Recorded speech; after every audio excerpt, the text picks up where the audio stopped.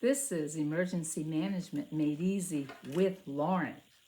Hello. This is class number 41 in our series. Little bit different, but not that much different from last week.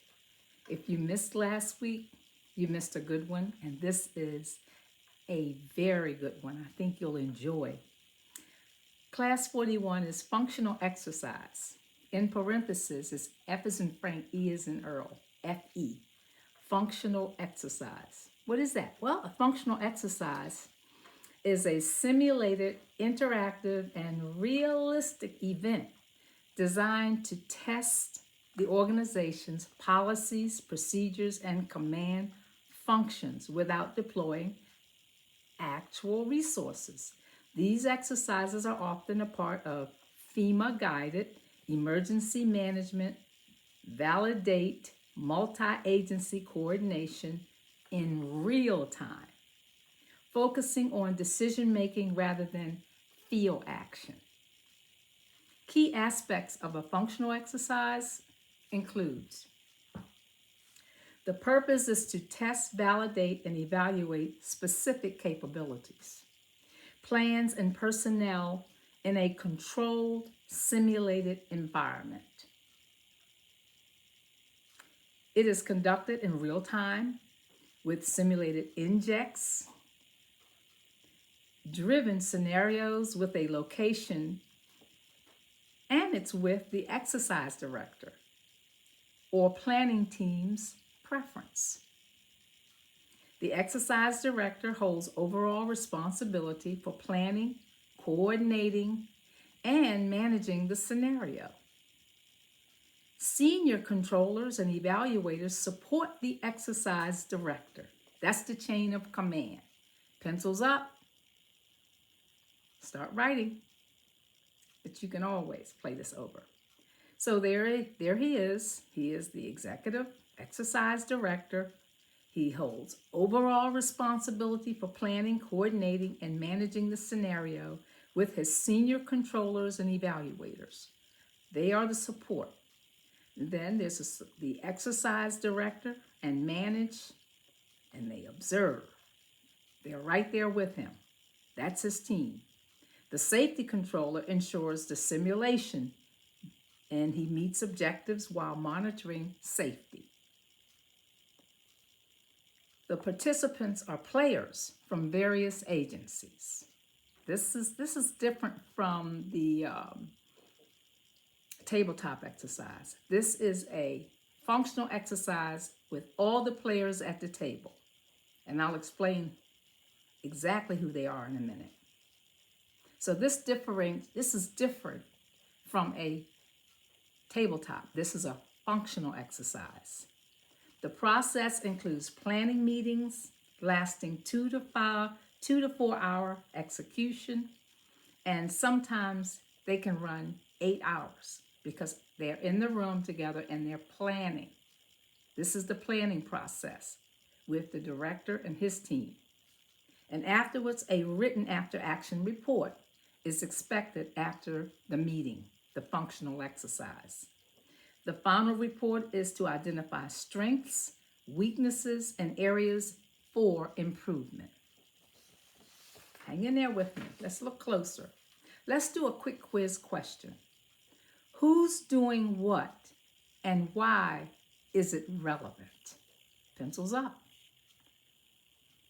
I'm no longer working in emergency management. And these scenarios are considered hypothetical emergencies. However, the state of Maryland just experienced a winter ice storm. So, audience, all of my friends out there, you are a crowd of invisible witnesses. So, take a trip with me where I used to work. You are there to listen and learn. The location is the Emergency Management Department in the State Operations Center. We call the EOC. the Emergency Operations Center. You're walking with me, you're invisible, and I'm guiding you through. The community partners are seated in front of assigned computers by agency and function. The exercise director states, "Welcome everyone. If you haven't done so, please sign in on your computers." He waits a few minutes until everyone settles. And he states, "This is a drill. This is a drill. This is a drill."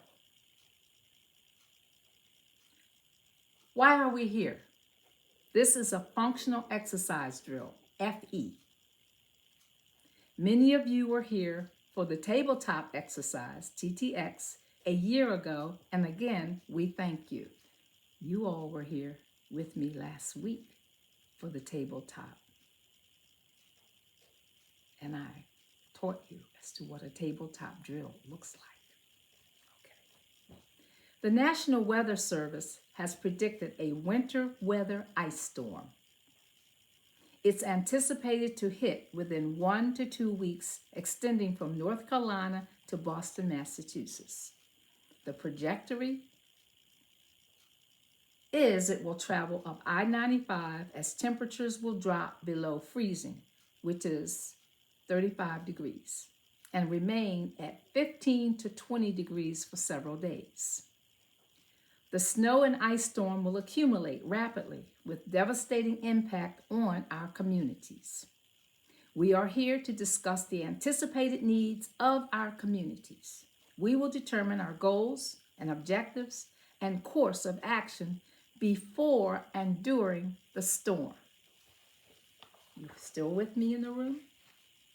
My crowd of witnesses, you're watching to see how it all unfolds.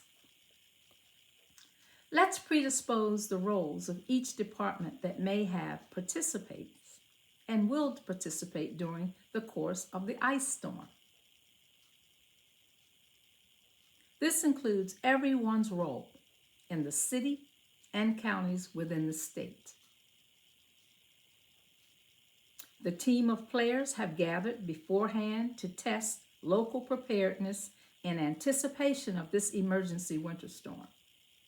After all, the purpose of this functional exercise is to simulate and test local emergency preparedness before any emergency occurs.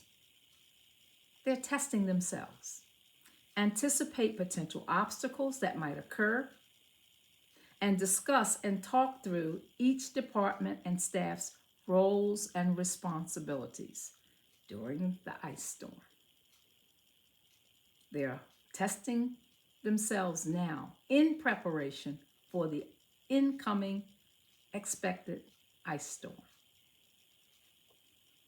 A consortium of local, city, and county leaders are present.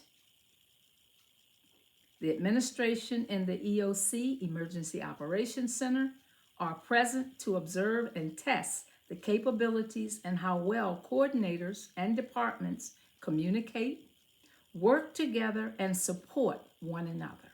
That makes sense, doesn't it? They're all in the room.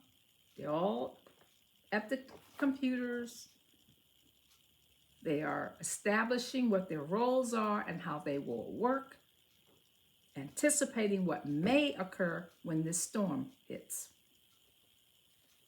Let's test how well local preparedness and response teams pool individual department, agency, talents, and services, and their overall coordination. Let's take a look. The planner works through scenarios. Drills are often considered the foundational component of all exercise types. A drill is used to test, develop, and maintain a single specific skill that may be needed. Fire drill, lockdown drill, or an evacuation. It is recommended as best practices to use building block approach starting with tabletop exercise, like we did last week. There's a tabletop exercise video. So, for those who missed it. So, with this functional exercise, FE, we'll do that today, and we'll conclude with a full-scale exercise to ensure comprehensive training and improvement. Tabletop, functional exercise, and full-scale exercise. 3. The entire 3 process can take 1 to 3 years of intensive planning and preparation. Each exercise, a year out. First tabletop, second functional, and then the final exercise, full scale. The Planning Department and Emergency Operations Director, EOC, objectives are set months in advance, perhaps 18 months at each level, at least 12. So let's look at them. Fire and emergency medical systems. I'll start you off this way. What will they do? Think about it. Fires caused by space heaters can happen.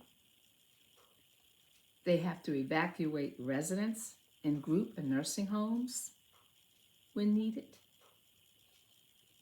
The public information officer, the press. Remember we talked about public information officers and the press, and what do they do? There is a video for you about that. They communicate with local television, virtual resources to communicate announcements and updates with public. This includes evacuation announcements. That is the press. That's the public information officer in the Emergency Operations Center. That will be their role. Is it coming? You understand yet? Okay. Gas and electric company services. During an emergency, during this ice storm, what might they be a part of? What will they do? What role will they play?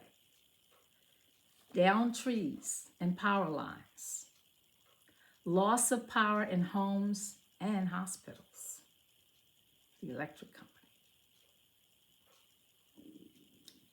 Electric grid continuity of operation plans. This is the big one. Response and restoration strategies involve using mutual assistance networks, voluntary partnerships between electric companies to speed up restoration and utilization of skilled personnel and equipment during extreme weather nationally. Electric teams are requested from other local jurisdictions. You see the trucks. Whenever we have an emergency or a storm, whatever the emergency is, and the lights are out, people have lost power, you'll see the trucks coming in from all over the United States. And for Maryland, they start in Pennsylvania, close by. And as more resources are needed, more trucks will come in from other electric companies throughout the region. Something else I wanted to share with you about those guys. Oh, many times, most times, as we are anticipating this ice storm in Maryland, they come in days early, several days early, and those trucks, you'll see them parked waiting for the storm to happen. And they will be in Maryland or wherever they are called upon to go days in advance. We like that. The police department, law enforcement, car accidents, a big deal during an ice storm. Stranded motorists. Turn around, don't drown. Do people turn around sometimes. Then sometimes they just go right in the water. Crime and looting prevention can be a problem. Robberies during storms. When people are in hotels, they've left, the houses are unoccupied, and certain folk find that out, and then they decide to rob houses. Okay? Department of Parks and Recreation. Open, warming, and community centers for shelters. They will do that for us. And that's a collective effort of many, many agencies. You will hear. Department of Public Works. Flooding, water main breaks, simulating a power grid or water supply failure to test utility response and coordinations. And what we need to know when they're in the room is, are you ready? Emergency Operations Center. Oh, I forgot to add, pipes do. Pipes can crack, and there can be the Department of Public Works in your county are there for you when that happens. So Emergency Operations Center provides cots and meals for shelters, provides communication network for local citizens. FEMA, individual assistance grants to support citizens applying after a major disaster. Damage assessment services. All of that happens in your local Emergency Operations Center. And I no longer work at emergency management, but I'm assuming that's still there. It's still going on. And that's a good thing. Department of Environment. Gas or toxic leaks and communicate shelter-in-place decisions. They help with those decisions. Medical Reserve Corps. Provide translators for people who do not speak English. Medical teams for immunizations, they are. Special needs population assistance and patients and medical transport services. Some services, as you can see, are interacting. Cross training and all of that is going on in this room. Emergency Medical Service, EMS, the ambulance teams. Pandemic issues, medical issues of that type. Ambulance services. Medical surge simulation transports to medical facilities. Local hospital staff, patient surges in emergency rooms and triage. The trucks, EMS, fire department, medical teams, they have to make decisions. They will call ahead in the hospitals. If one hospital is overwhelmed, they will send patients to another hospital. If someone is ill, they will call ahead and explain what the situation is and see if there's space. Can they triage 20 people who had a car accident on I-95 on the ice? They'll have to go to a hospital. So that's triage. They have to call ahead to see if there's space in that particular facility. That's what they do. Medical surge simulation. The American Red Cross provides blood services, housing and shelter services, food distribution, cots for sheltering. So we have several shelters set up because we have several agencies working with the EOC too to provide shelter for people who have to get out of their houses. They may not have any heat, any electricity. We don't want them using their stoves, kitchen stoves, for heat. Command Control, the Emergency Operations Center. The director is still there. Government officials are there. Evacuation Command Simulation. Exercise in that decision-making process to order and manage evacuations without actually moving the population. But that will be discussed also in that emergency operations center, in that room. They're testing their capabilities, testing the interaction between the emergency operations center and its field teams. They have field teams in every county who are ready to help during an emergency. All of that is happening. This is a functional exercise, FE. All of the ladies and gentlemen are in the room together, not at the table like a tabletop exercise. Oh no, they're all in that room assessing their capability to respond to this incoming ice storm. Are you ready? That's the question.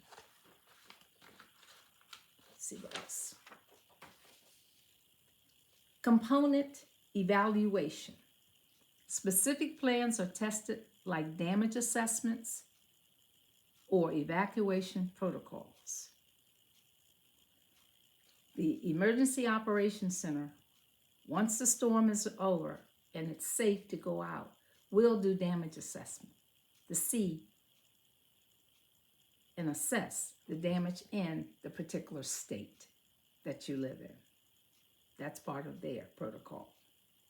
The exercise director and team conduct the after-action report. After they meet with everyone and everyone discuss what may happen and they're hoping will not happen, the after-action report is written. The team reviews and evaluates the overall exercise to identify strengths and weaknesses in areas for improvement. What might have been missing?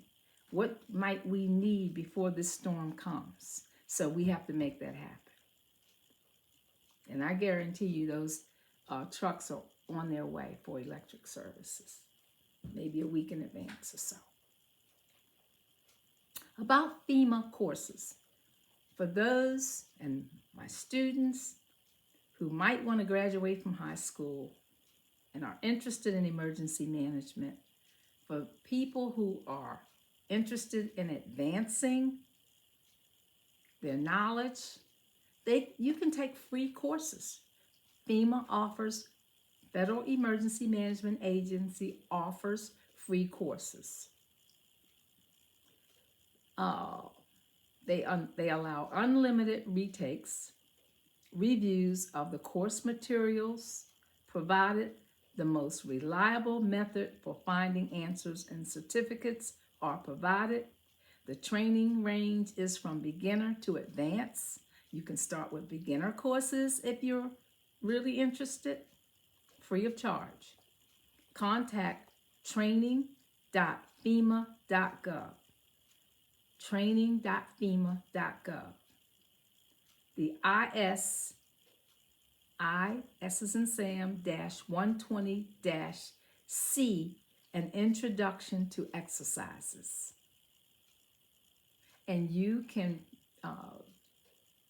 have your team of people wherever you work go online and take this IS-20-C, an introduction to exercises. If you're going to do an exercises, if you're going to conduct exercises in your particular business, wherever you are in the United States. The final training in this series will be full-scale exercise, FSE, next week. I'm going to do a full-scale exercises. This is the one where boots are actually on the ground. Staff, trucks, all of that are on the ground at a specific site that the director and the planners set up. So you've had tabletop exercise, today you've had functional exercise, and you walked with me. You got to go. Hopefully you were able to take notes while I was teaching this. And you can always play this video over and over again. No limits. I hope you enjoyed it. Thank you for being my crowd of witnesses, walking in the SEOC with me again. I haven't been there for a while, but I walked with you and taught you just some things that you might need at your business, at your school, or wherever you are. Thank you. You know how to reach me. Prepare before it happens at outlook.com. Any questions you want to ask me, consultation, whatever you may need, just let me know and I'll be happy to provide that.